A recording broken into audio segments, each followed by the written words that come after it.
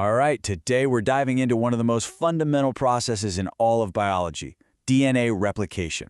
Seriously, think of it as life's ultimate copy machine. It's this tiny, microscopic photocopy process that allows all life to continue. So how on earth does it work? Let's get into it. Just stop and think about this for a second. Your body right now is made of trillions of cells, and every single one of them, from the cells in your brain to the ones on your big toe, needs the exact same set of instructions to do its job. So how does that happen? How does a cell, when it divides, make sure its new partner gets a perfect, flawless copy of the master blueprint? That is the big question we are going to answer.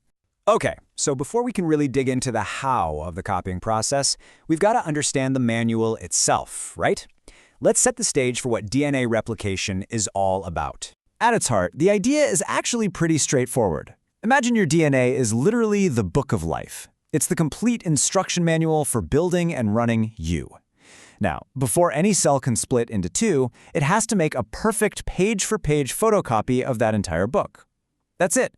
That photocopying process, that is DNA replication. You know, our understanding of this didn't just pop into existence. It was a huge scientific puzzle that was solved piece by piece. The first big domino fell in 1953, when Watson and Crick figured out that famous double helix structure. But that just led to an even bigger question. Okay, so how does this twisted ladder copy itself?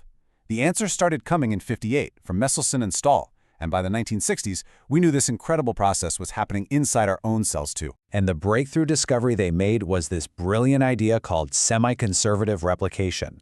It sounds kind of technical, but the concept is beautiful. It means the cell is super efficient, it doesn't build a new DNA molecule from scratch. Instead, it just unzips the original double helix and uses each half as a template to build a new partner. So you end up with two new DNA molecules, but each one is half old and half new. It's this elegant method that is the key to the whole shebang. So how does all this unzipping and rebuilding actually happen? Well, it's not magic. It's carried out by a team of highly specialized proteins called enzymes. You can think of them as a tiny molecular construction crew, where each worker has one very specific job. So let's meet the team. First on the scene, you've got helicase. Its job is pretty much what it sounds like. It's the unzipper. It moves right down the middle of the DNA helix, breaking the bonds holding the two strands together and unwinding it. This creates a Y-shaped opening that we call a replication fork. Now, once the strands are separated, the building process can't just start anywhere. It needs a designated starting block. That's where primase comes in. Think of primase as the crew member who puts down a little flag. It creates a short RNA primer, which is basically a sticky note that says, okay, start building right here. And this brings us to the absolute star of the show, DNA polymerase. This is the master builder. It latches onto that primer and just gets to work, moving along the original strand, reading it, and adding the correct matching bases to build the brand new complementary strand. This enzyme does the vast majority of the heavy lifting. Now here's a little quirk. Because of how DNA is structured, one of the new strands is built in one smooth, continuous piece. But the other strand has to be built backwards in a bunch of small, separate chunks. So you need something to connect them all. That's ligase. Ligase is the molecular glue. It comes in and seals up the gaps between all those little fragments, creating one single complete strand. And think about this. If you try to unwind a tightly coiled rope really fast, what happens? The part up ahead gets all twisted and knotted, right? The exact same thing would happen to DNA. To prevent this, we have topoisomerase. It's the tension reliever. It works ahead of helicase, making tiny cuts to relieve the strain from supercoiling and then sealing them back up. It keeps the whole process running smoothly. I know, that is a lot of names to remember, especially since they all seem to end in ace. But don't worry, there's a fantastic mnemonic to keep them all straight. Just remember this phrase: help poor people live today. H for helicase, P for primase, another P for polymerase, L for ligase, and T for topoisomerase. A super simple way to remember the whole enzyme team. So we've met all the players on the team. Now let's see how they work together in the game. You can think of the entire performance as being broken down into three main acts. And guess what? We have another awesome mnemonic for this one, I eat tacos. So, I's for initiation. That's the beginning, where the DNA gets unwound to start everything.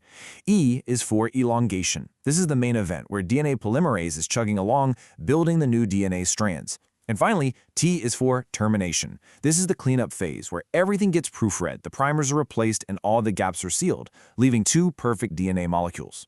Now, this fundamental process is universal across pretty much all life on Earth, but there are some slight differences in the style of replication depending on whether we're talking about a simple cell, like bacteria, or a complex cell, like one of ours. And really, the key differences all come down to complexity. Just remember this. Prokaryotes, those simple bacterial cells, are single and simple. Replication starts at a single origin point, it happens really fast, and it's all out in the cytoplasm. Eukaryotes, the complex cells that make up you and me, are multiple and complex. Our DNA is way, way longer, so to be efficient, replication has to kick off at multiple origins at the same time. It's a bit slower, and it all happens safely inside the nucleus. Okay, so we've gone through the who, the what, and the how. But let's zoom out for a second and ask the most important question of all. Why does any of this matter so much? Why is it so critical that this process works? Because ultimately, it is all about perfection. This process is the foundation of genetic continuity. It's how life passes its instructions down through generations. It's how a brand new skin cell knows it's supposed to be a skin cell. And the built-in proofreading is absolutely essential for preventing errors or mutations, which can sometimes lead to very serious problems and diseases. And that brings us to our final, kind of mind-blowing thought.